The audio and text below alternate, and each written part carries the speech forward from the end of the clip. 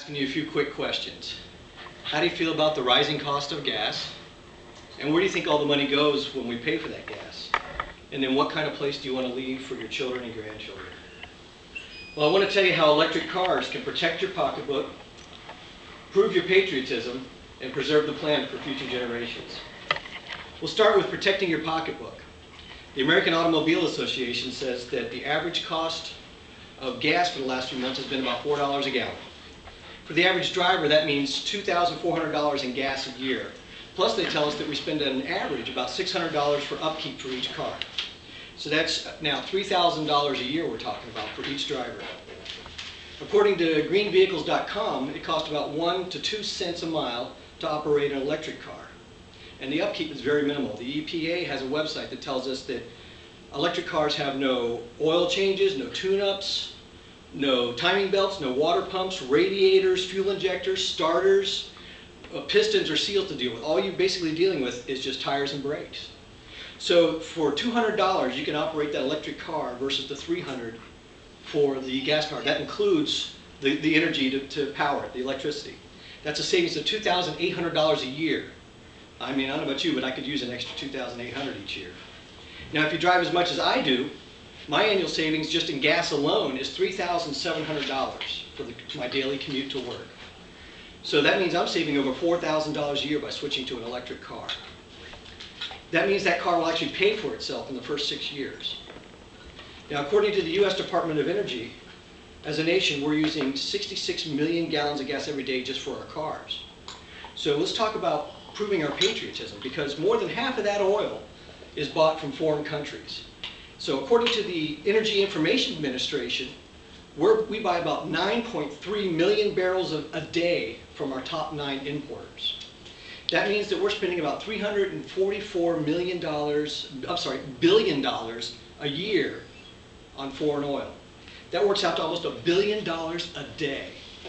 And those countries that we send it to include Canada, Mexico, Saudi Arabia, Venezuela, Nigeria, Iraq, and Russia, among others. And some of these countries like Saudi Arabia, Venezuela, and Russia are overtly opposed to us as a nation. They're very anti-American. And some other factors to consider would be, for instance, with Canada, they're one of the leading nations in legalizing gay marriage. And a few other things that just don't fit with our faith. Iraq is a question mark. I mean, here we are providing all this help, and yet they're violently opposed to democracy for in large part. They're also very anti-American for a group that we're spending a lot of time and money with. So I don't know that any of these nations really support our faith. So is it wise for us to send $344 billion a year? Even the American-owned oil companies spend a good portion of their operating capital in these countries. And do you think that the oil companies have our best interest in mind, or are they just out to make a profit? Either way, electric cars can help us keep some of that money right here at home in America. The power companies that would be the only ones really, except for the car companies themselves, to profit from that are almost entirely American-owned.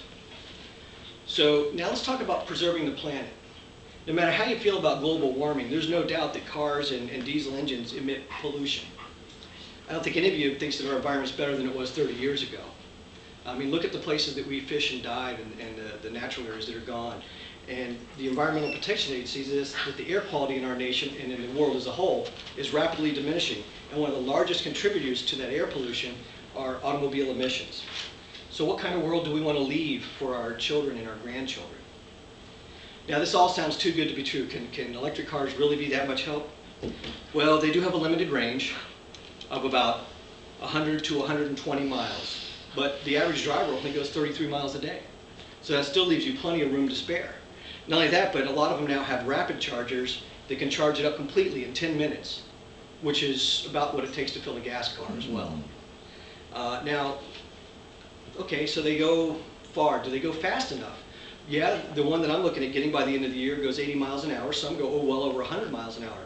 Personally, after 80, I'm looking at a ticket anyway, so, 80 is fine with me. But are they safe? Well, yes. The one I am looking at gets a full roll cage, the same kind they use in NASCAR. There's many of them that are full-size trucks or SUVs, and they come with the complete airbag systems. They all have anti-lock brakes. They're very safe. So what do? Well, I urge you to consider using electric power whenever possible. When you're looking to purchase your next vehicle, consider an electric car. Meanwhile, use electric whenever you can. Use your golf cart to visit the neighbors. That's better than getting in your car and driving. And so why? Well, again, you save money, you save our nation, and you save the planet. You can start doing all this right now by converting to electric. Okay, that's it.